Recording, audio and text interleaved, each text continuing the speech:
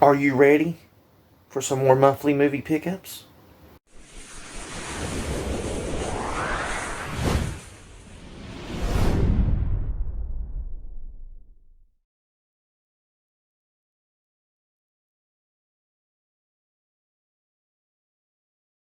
Hey guys, this monthly movie pickups in January isn't as big because last year from like October on I was getting movies and for Christmas and everything and video games. So the January 2023 haul movies and pickups aren't that big, but I did find some good stuff and I did pick up a good couple Blu-rays. And I can't wait to show some of these Blu-rays off. I mean, I'm really excited. So here we go. Let's get this done. One of the first ones I picked up from Cheap Thrills is Staunton Hill by Cameron Romero.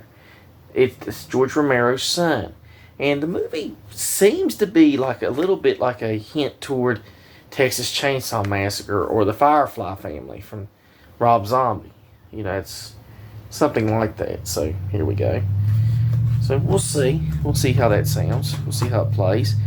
Now, moving from horror to animation, I picked up one of the classic Disney animated films, Aladdin, on Blu-ray.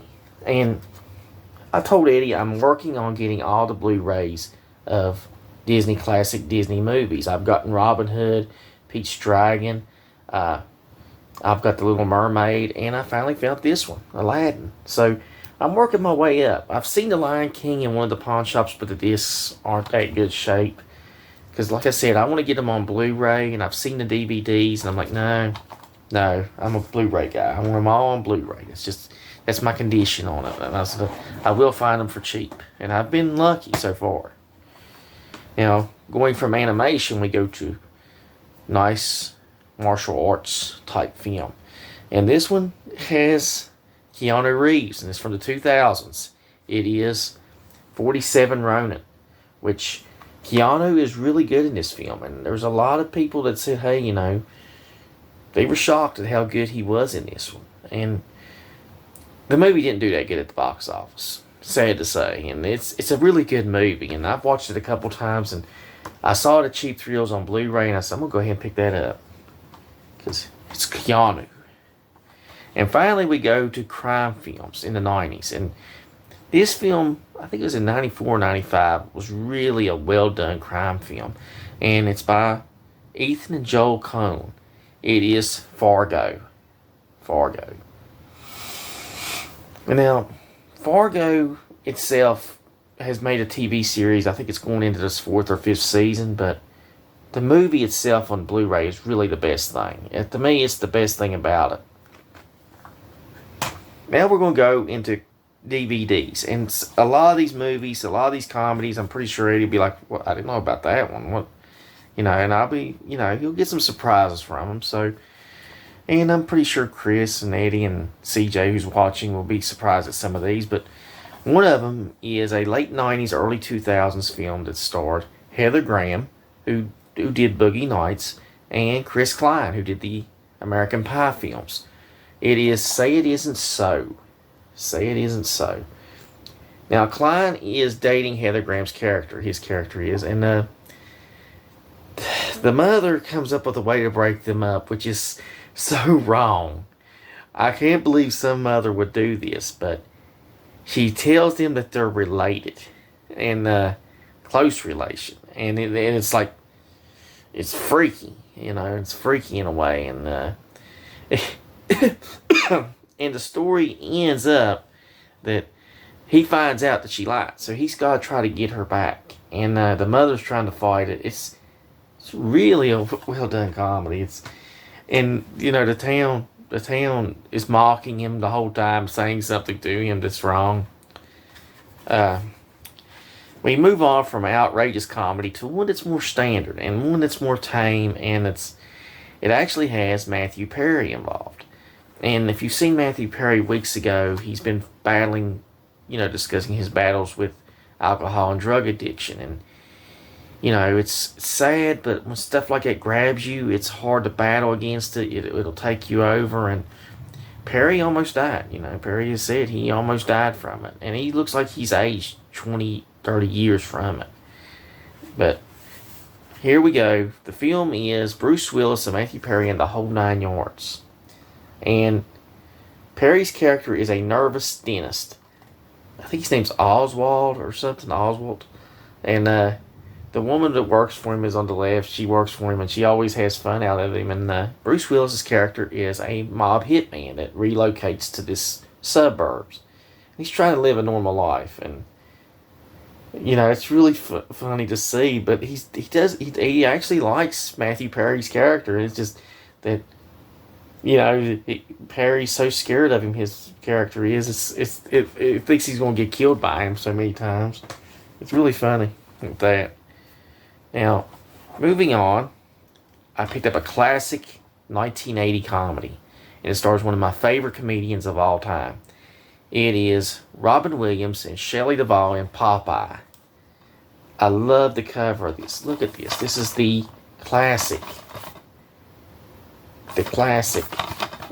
can cover of a DVD. And that background noise you hear is my central air kicking on. I'm sorry about that. But this camera phone picks up every noise. Next year I'm going to replace it. It bothers me to, I'm trying to do these videos and you can hear background noise like the fan and sometimes the phone thing running. But I'm sorry about that. But it'll be next year when I replace it. But here we go. It's Popeye. And funny story about this is Williams, the town, the village they built, I believe is still a tourist attraction. It's still set up. I think it's been like 30 or 40 years and people still walk through it. Moving on from Popeye, I got Star Wars Robot Chicken. Or Robot Chicken Star Wars. Oh yeah. I love some Robot Chicken stuff, and I saw this in the pawn shop and I was like, I gotta get this. Now, a lot of these next 3 I picked up from the Goodwill, my local Goodwill. And sometimes, like I said, you got to hit your pawn shops and your Goodwills, and you can actually score some good stuff. And I would hit them most weeks. I would go in, see if they got something new in, go through. And at times I got lucky. At times I was able to hit the home run, hit that nice little home run. And I got 3 good movies here, 2 good movies and a Saturday Night Live Best of Will Ferrell, Volume 2. And this is Ferrell in, I think this was the last Saturday Night Live special DVD he put out, the best of specials, other than the years, because I cannot see any more when I looked them up. I just saw the Will Ferrells and the best of years, and that's it.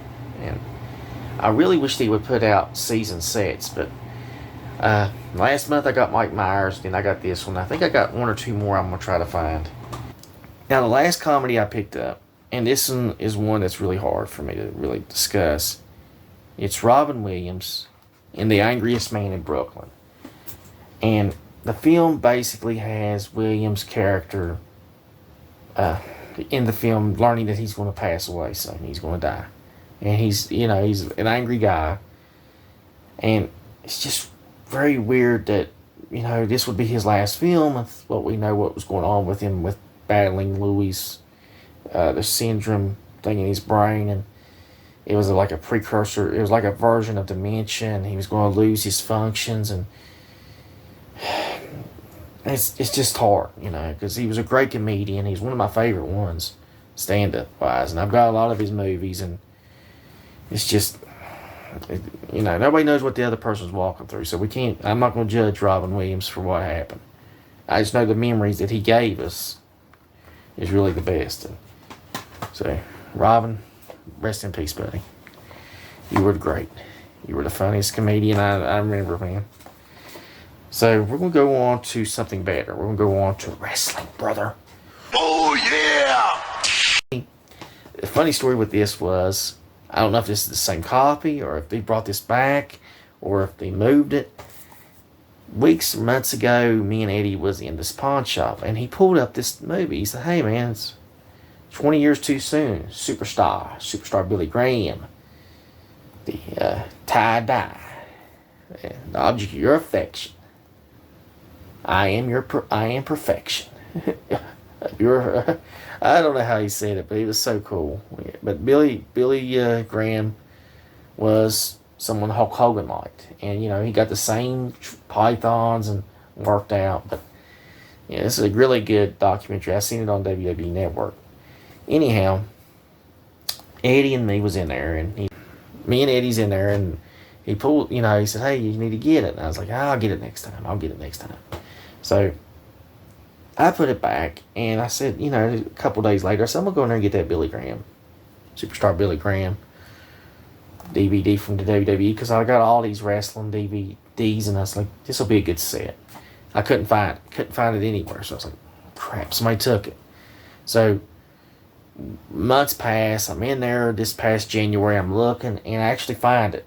I was like, holy crap. I was like, did somebody move it? Did he bring it back? Who knows? But I did find this there at the same time. I found WrestleMania 3, Hulk Hogan versus Andre the Giant, brother. And this man. Oh yeah! Was Ricky the Dragon Steamboat. Snap into it. I love this. I was trying to find the other WrestleManias and I couldn't find them. But hey, WrestleMania 3, buddy. Now we're going to go to action films, and there's actually been 2 Lone Ranger movie bombs. One that nobody has really forgotten due to the passage of time. We know the Johnny Depp one. Well, in 80 or 81, they decided to make a new Lone Ranger movie. They decided to make a Lone Ranger movie. It would be the first one. Well, there's only, the guy that was playing the Lone Ranger was an old man named Clayton Moore, and he loved the character. He would actually dress up like the Lone Ranger, still do personal appearances. He was beloved. People grew up with him. A generation of kids grew up watching him as the Lone Ranger. I mean, even the character Fonz on Happy Days, the Lone Ranger was his hero. He was like, when he saw the Lone Ranger, he almost, that was his hero. That's who he modeled his own behavior after to be good. So the character idealized what the Lone Ranger was. So you're thinking, okay, you got this movie coming out. Now the smart thing would be, hey, let's get him to be in our movie. Let's make him the grandfather of the character and let him pass the torch on.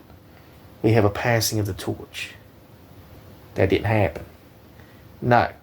They decided to sue Clayton Moore because he wore the mask, and they backfired in epic fashion. People were pissed that they were treating this old man like this. This man that was basically the iconic Lone Ranger. The negative press did not help Legend of the Lone Ranger, by the way. And the movie was already bad. Well, basically the film bombed. It bombed, and they made the old guy had to wear sunglasses for the dark glasses because he couldn't wear the mask. And it was just trashy the way he treated this legend, this guy that made the Lone Ranger. What they were making, they could have treated him so much better, but he got his karma. The movie bombed, and I think he got to wear the mask again. Now, we're moving on from the Lone Ranger to King Kong. And this is the Peter Jackson one. I got this at the Goodwill. Peter Jackson's King Kong, I'm not a big fan of it. It's so long. It's so freaking long. I was going to run my head into a chipper at one point because they spent so much time getting them to the boat, on the boat. And I was like, I finally gave up right when they got to the island. I'm just so tired and frustrated watching it. I was like, get to the effing island. You don't need a backstory that long. And I know people will say, yeah, well, they need to know what's going on there, but not a 3.5 hour King Kong film. Now, moving on from King Kong, this is one I could trade for store credit because I've got another copy of this. This one's mine's in a different type set. But this is X-Men, the Trilogy, Volume 1. This is the first 3 X-Men movies. X-Men and then X-Men United, which those 2 are really good. Those 2 are great movies. X-Men The Last Stand, you need to find it and burn it. It is awful. It is not good. There's only one good thing about it. Wolverine lights a cigar and walks through the danger room. He does the danger room thing, which is really cool. But that's it. The rest of the movie just sucks. And it was based on the Dark Phoenix saga, and it's just weird that they've tried that twice. Fox did. They tried that twice, and both times they almost totaled the entire franchise out doing that. But yeah. Well, the Dark Phoenix saga basically was handed to Disney, so Disney got that handed in their laps, and they had to release the film because it was already made. They just basically picked up the costs of the marketing, and yeah, they ate some money on that one because it sucked. It bombed, but this one was the first Dark Phoenix. But let's go on. Let's go on to some more movies. And I have this movie from last year, but mine is not in brand new shape. And I got these next two at the Goodwill.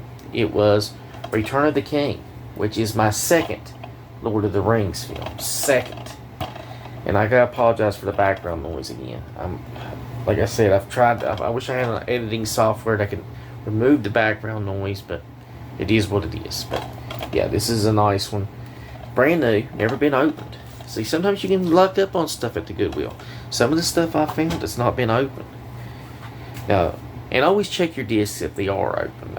I've told people that. I don't know how people can go into these places and pick up games and movies and just not even check the disc. They just pop the disc. Oh, it's there, and just walk off. I'm like, it could not play.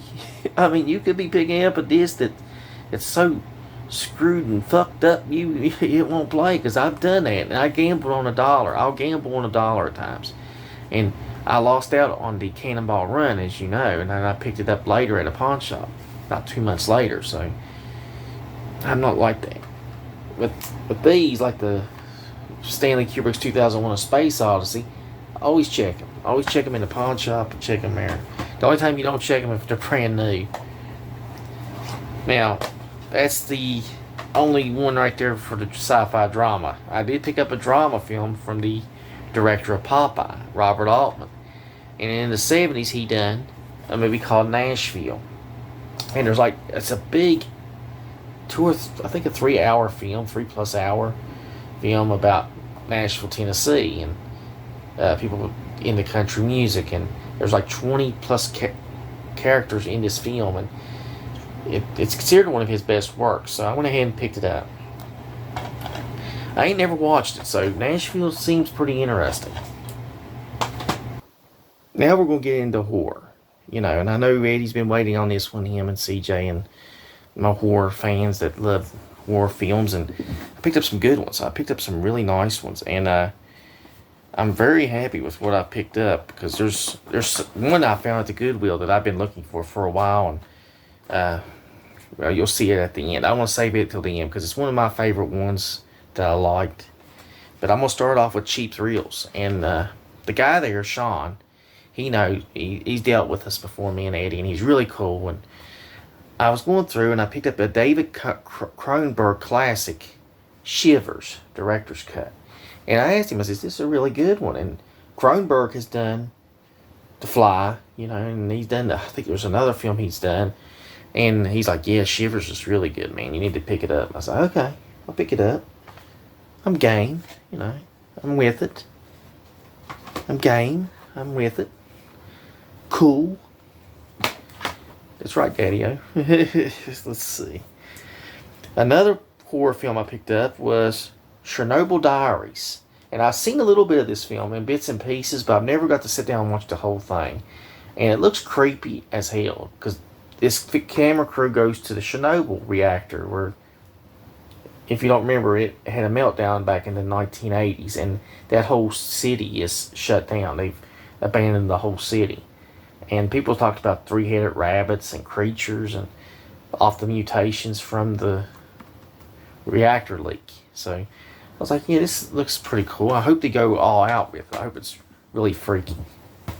Then I picked up brand new, never been open, and I thought this was kind of cool, because I was like, well, like I said, the Goodwill can hit some good stuff. It is Dexter, season 1, And I know he's a serial killer, and I think he kills other serial killers, so this is kind of cool to get. And actually, about 2 or 3 weeks later, I think it's this past weekend, I went back to the Goodwill, and they actually had season 1 actually opening. So there was another copy of season 1, and it was really weird, but it was open, but this one's not open. As you can see, this was brand new, and I might give it a watch. I know they brought the character back for a new series, so seems interesting. One of the films I remember in the early 90s is a film with Crispin Glover. Now, he did Back to the Future, but he also did a nice horror film called Willard. And this is from the pawn shop. And I remember seeing this, and I was like, please let the disc be in good shape. Please let it be. And the disc was in great shape. And I was like, thank you. Willard is the story of this lonely man. He's got a domineering mother, and I believe it's what happens. And the only friends he got is rats. He becomes close with rats, and he basically uses them to kill people. He's basically this is like the rat catcher. This could be the rat catcher's origin.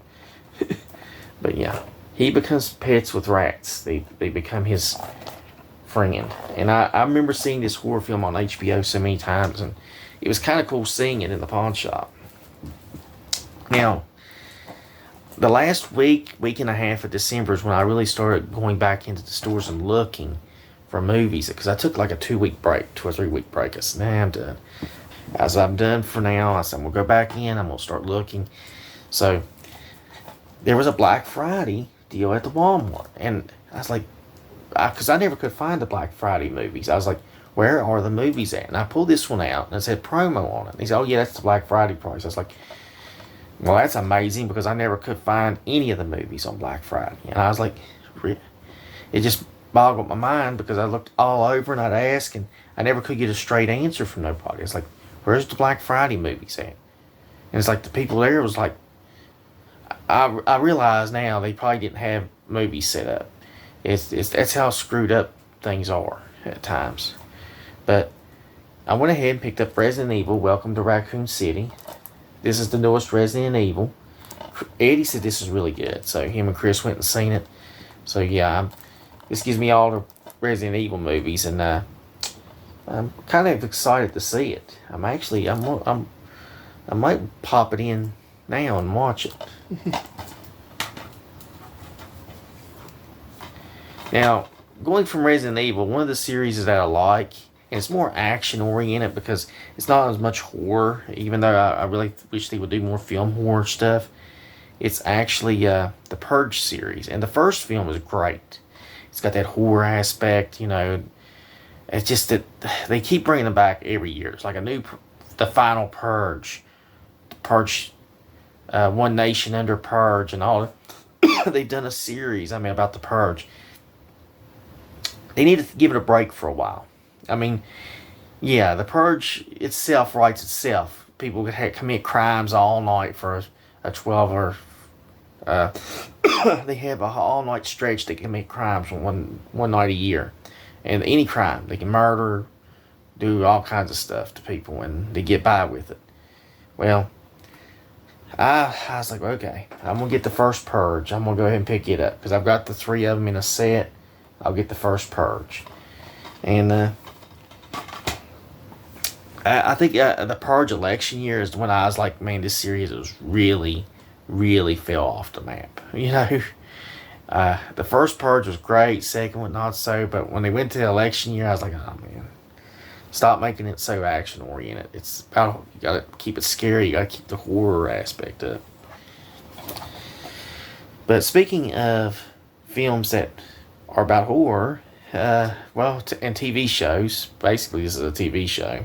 There's a series called The Night Stalker, and it actually inspired Chris Carter in The X-Files. So, The Night Stalker had like one season only. It was just too out there to make it back then in the 70s. But there was 2 TV movies, 2 of them, and they're on YouTube now. But I found this in the pawn shop, and I was like, oh man, this is great. I found The Night Stalker and The Night Strangler. Oh yeah. And this is really good. And the guy that plays in this, Davin McGavin, is the old man from A Christmas Story. Yep. Now, at the pawn shop, I was looking around when I picked up that one because I actually remember getting these two together, and I was like, that's pretty cool. That's a great deal. Is another unopened movie. It is actually Stephen King's Storm of the Century. Now, I've never seen this one. I don't know if this is any good or not. I like picking up Stephen King movies. And it's actually got 7 bonus movies with... I'll get it for the Stephen King movie. And now finally I found this one at the Goodwill. And this is the one that I was happiest to find because I've been looking for this one cheap. I was tempted to go to Cheap Thrills and order it. And I was like, well, should I order it? You know, should I do that? Because, you know, I could order this movie and I was like, okay, what the hell? I'll go ahead and find it. Because I was going to set my mind to pick it up at Cheap Thrill. I'll go ahead and order it. But, well, I'm glad I waited because I found it at the Goodwill. At the Goodwill, baby. It is Sale. The Sale. And this is one of those horror films I really like with Jennifer Lopez and Vincent D'Onofrio. And in the film, I think she's a therapist or something that can go in people's serial killer and killers' brains and work to find out answers about bodies and stuff. And she goes into Vincent D'Onofrio's brain. He plays a serial killer. And that brain is screwed up, buddy. I mean, she realizes she's in over her head soon. And, yeah, it's a dark, it's a wild movie. And, there's a movie called The Cell 2, a sequel. I've never seen it, so I just want to get this one first and then watch The Cell 2. I actually found it at Dollar Tree last year, so, yeah. Cell, perfect find, so. But that's it. That's all the films or movies, we'll call them movies, for the January of 2023. I hope you enjoyed this haul, and I want to thank you all for liking and supporting the channel. And I know I've gotten a lot of reactions from these, a lot of views from it, and I'm going to try to keep this series going as if I can find some new stuff, if I can find interesting things to pick up through the month, and I'll keep trying to do regular movies where I'm hitting pawn shops and thrift shops. And I'll keep trying to do GameStop videos too every now and then. But like I said, I want to thank you all for watching and liking the channel. I hope you like this one, and drop a comment or two, suggestions or what you liked about the video or the movies. And until next time, I'm gonna go pop in The Sale. I think I'm gonna go watch The Sale.